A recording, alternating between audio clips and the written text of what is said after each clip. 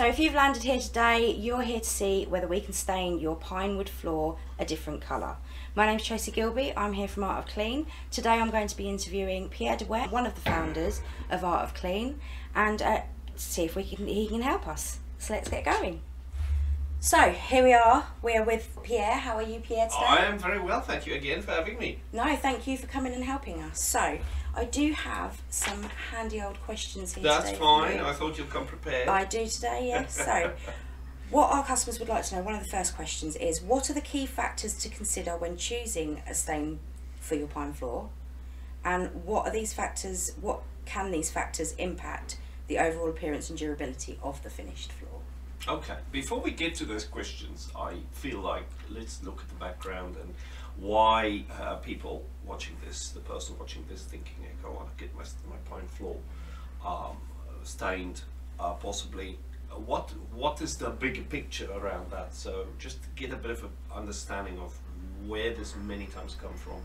In particular, pine floors, we see quite a bit of pine floors we restore, and it comes from the idea that many years ago when these houses got built, many being Victorian style houses, Victorian era houses, also Georgian, these houses got built and these floors went down, and at a later stage these floors became actually, the intention of these floors are actually a subfloor to whatever goes on top.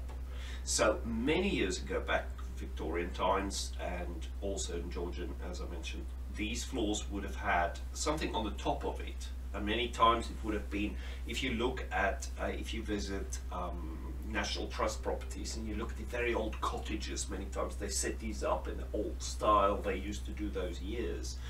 These floors used to, if you go and look at those cottages, and Wicken Fen is a beautiful example. Wicken Fen, we're going there in Wicken Fen in a few months' time. If you pop your head into the cottage, you'll notice on the floor there's what's called a rag rug. Now, some are small and some are big. Right. And what they did at the time was they used old clothing, old fabrics, and they cut it up and they made it into a rag rug. And this rag rug then sat on the floor, and they had many of these to cover the floor to keep the property warmer. And they would have had interesting types of floor coverings at the time that goes over these pine floors. And in the slightly later stage, what they then did was they got a bigger rug for the middle of the room, and then they painted the edge of the room a dark black color. You might have seen those before. That brings a unique problem as well. So these floors have been going down with the intention that something would go over them. They've never been intended to be natural wood floors for sanding. Now, as time gone on, then what happened, the invention of the what's called the fitted carpet. So this goes over the whole floor. Yeah. Now, a fitted carpet has got the benefit of it can go over a slightly uneven floor, that's fine. So a nice thicker underlay, go over these pine boards, and then the fitted carpet gets fitted. Then in most cases, unless it was cut and moved, then the property might have moved, these floors were actually very good quality and they were fitted really well. So they are fairly flat, they are fairly beautiful in most cases, unless of course there's movement in the property, or otherwise the trades have got to it and cut to the boards. So in most cases these boards are not lovely. So these floors got covered over by fitted carpet that probably started in the early 50s times up till, say, as long as the 80s and 90s, and these floors got covered over. And then what happened, people started liking hard surfaces more and moved into a Victorian Georgian property, lift this old carpet up and go, oh, I've got a wood floor. What they didn't know was these floors were never intended to be a wooden floor. They were only intended to be a subfloor. Although still, these floors sand beautifully, and they offer an opportunity to actually make it into a wood floor. Although that's not really the intention. And with that said, it can explain why there are some limitations along the way with regards to taking these pine floors and making it into a beautiful wood floor. Yeah. In most cases that work, but there are limitations which we can discuss in a moment. So let's go then, with that background, let's then go back and find out, would you mind just repeating that question again? No so problem. Let's see. So what are the key factors to consider when choosing a stain for your pine wood floor, and how can these factors impact the overall appearance and durability of the floor? Perfect. So now, if you consider the little bit of history I've shared there with these floors, you then need to consider, right, when I lift the old carpet up, or somebody have lifted the carpet up, and I've now looked at the floor and I think, oh, I would like it sanded, we need to consider what history, more recent history there is to the floor. And in many cases, floors would have been lifted to get some underfloor heating installed, and in the process they would have just simply cut through a board because there was a carpet. So the plumber turned up and go, I need a pipe here and I need to go there. So what I'll do, I'll just cut the board instead of prying it carefully open, because at the time he thought it was a carpet on the floor. So he would have made a strong straight cut, and many times over 3 boards only to lift one out. And then break the board, and in the process go, well, I need a new board. He tries over to a hardware store, goes and buy a piece of pine, right?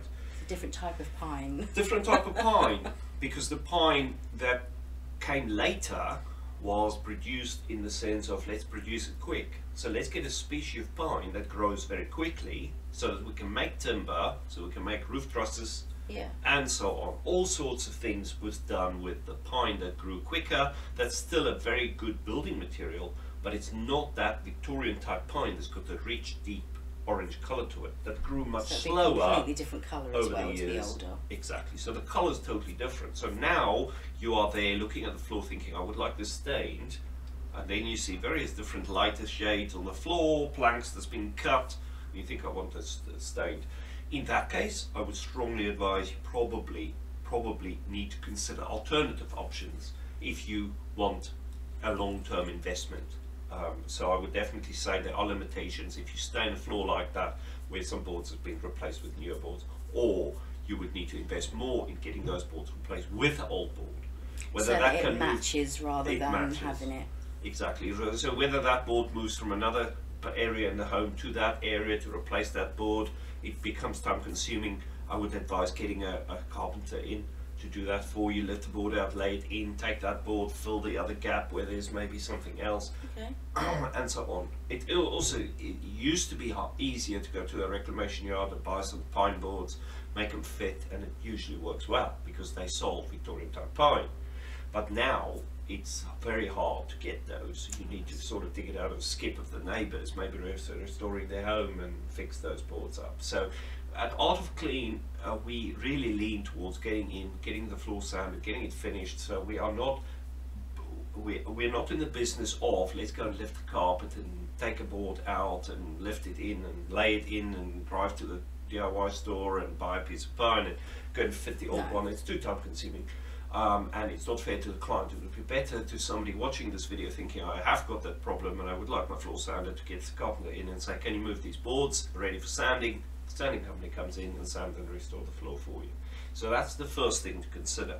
What does the floor look like when I want to stain it? The other thing that I just feel it is so sad to see this happen, and I've got a sample board there that I can show in a minute, is also understanding you do get later properties. Some things you might even as early as the 60s, although I think it would have happened from the 70s more onwards, 70s and particularly the 80s, when this newest faster growing pine became more readily available.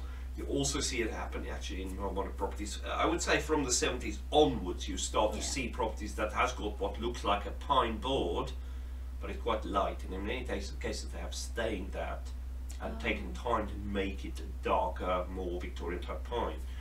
And the reality is those boards are not, definitely not, made really to be a floor, because the timber is much softer, and I can show that to you in a minute. In fact, let me step over there and I can show you. So I'm here over at my workbench, and in a moment I'll show you what I mean. So by looking at the different types of pine, I have got some samples here. So let's look at this one for example. What I have, this little block here, is a typical more Victorian type pine. You will find something similar in a Georgian property, and you can see there that this type of timber, and I've got another little piece here, they do look very similar, typical of those properties. And then we do have something, what I've mentioned earlier, that is this piece, that's a more modern type of pine. So also immediately, of course, you can't always hold it in your hand, but you will feel this is a much lighter type timber than this one over here. It's also much less dense than this timber here. This timber is much more dense. It grew much slower than this one here. This one has grown very fast. So earlier I talked about those properties in the 70s onwards, and we see them have a very light colored pine board like this. And then I have some samples of staining here, so we have applied the stain to certain areas of this. And the problem we've seen with this type of timber, you can look at this block here and you'll notice that this looks quite patchy. You see there's darker and lighter bits.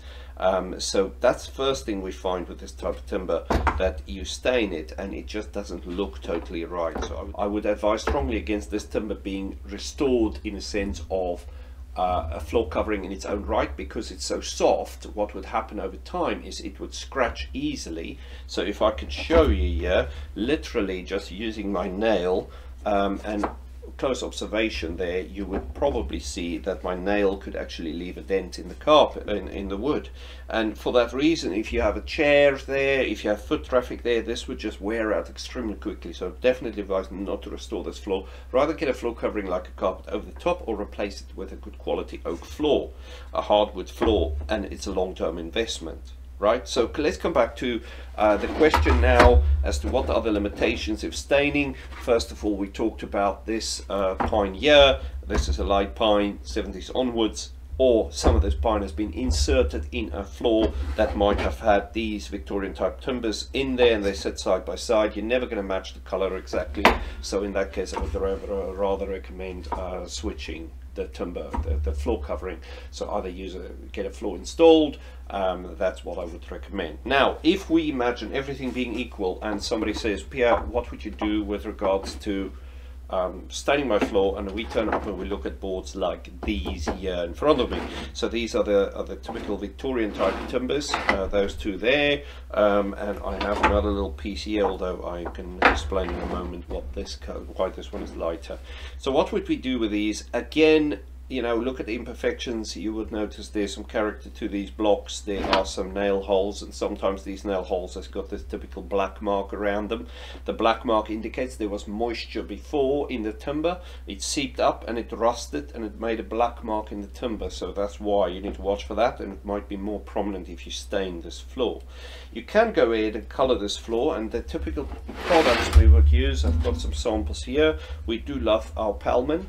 So I've got a Palman color concentrate here that is used by inserting it into oil that is then applied to the floor to get it to the color you like. And Palman Palex 333 color. Tracy, you can possibly just put a link in so people can see the different colors available. There are quite a lot of colors, but in general terms people choose usually about 4. There is a big color chart. There's a big color chart. People usually end up using about 4 of those colors. Then alternatively, you can also go for something like the Morels I have here. So Morels is also a stain. It's a solvent-based stain that's applied. It's a little bit smelly, and then you can put your finish over the top. So that's also another way in which the floor can get colored. And then alternatively, and the reason why I have this lighter block here is because I have what we love is Palex Pure. So Palex Pure is a light colored white pigmented finish, and what we can do is make your very orangey pine a more light pine by applying Palex Pure. For the nude or natural look. It is more for the natural look, and what you then have is sort of what I have here, the lighter pine, and then you can bring your orangey pine, which people don't like the orange many times, into a lighter color. And what this does for us actually, Tracy, is it allows for this color to be more uniform. When we have a pine floor, and it can be patchy, as I pointed out earlier, with this Palex Pure product you can roll it on in this more uniform color, and also it gets away from that very deep orange on the floors that people many times don't like, especially if you apply oil to a pine floor. What you will find, it bring the color out quite a bit. So, and we're back over here again. So you've covered the absorbing the stain unevenly, so I'm going to skip to our next question, which is, are there any specific steps or precautions that you should take before applying the stain to their pinewood floors? If it comes to the sanding of the floor, it's very important that if somebody watching this wants to get their floor sanded ready for staining and making it a different color, if you are using a stain that penetrates into the wood, like the morels I've shown earlier, or the oil, the Palex 333, then you would have to sand that floor to a very high standard.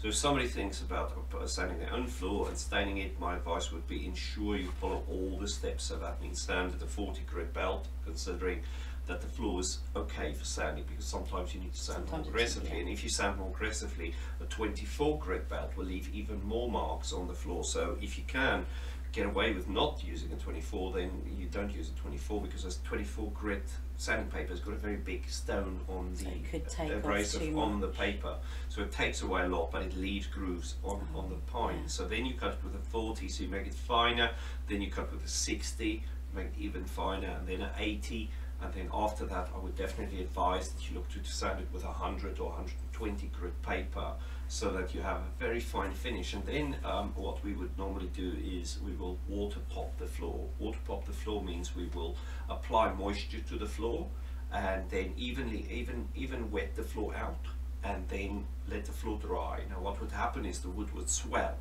and as the wood swell, it opens the grain of the wood a little bit more. Oh, I think I've seen so this it happen. allows for more absorption of the stain into those pores and give you a little bit more of an even finish. Now on pine, especially lighter, softer pine, if you sand, even at that high grit, you still see the scratch marks where the paper has gone. You cannot really avoid that.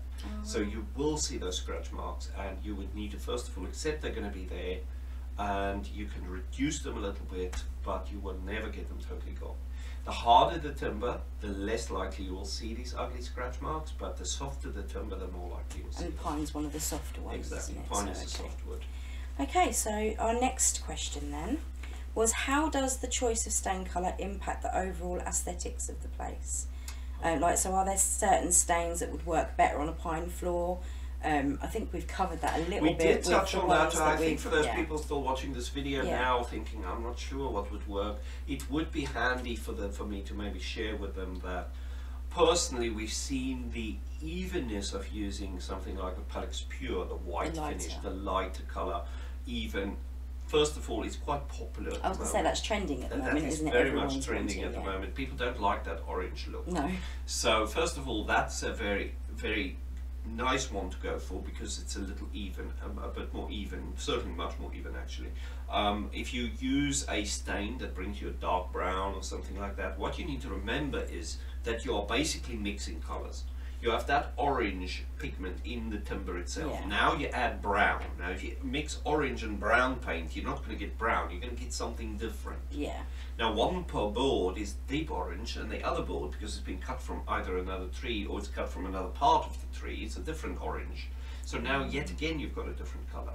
So that's why, but what we've seen with the Palex Pure is that it gives you a more uniform finish, so it just tones the floor down.